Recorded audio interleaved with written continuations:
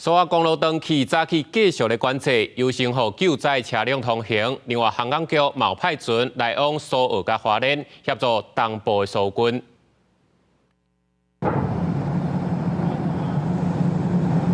车一台煞一台开入去台北快船，车是早起9点半起航，拢总载63台轿车加3台大货车去花莲，车主是坐接驳车到苏澳新站转坐火车。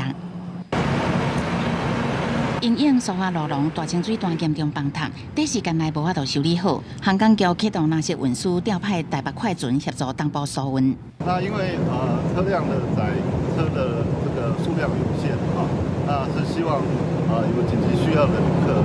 来优先来使用。我们有请示过那个我们交控，我们居民就是走低。